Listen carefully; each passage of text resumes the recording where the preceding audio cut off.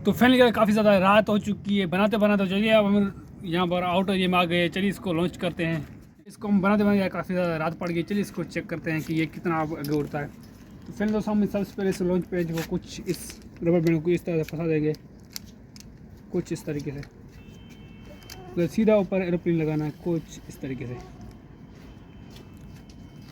तो ज़रा रेडी हो जाओ इसको देखने के लिए। देखो वहाँ पर देखो। चलिए दोबारा इसको ट्राई करते हैं।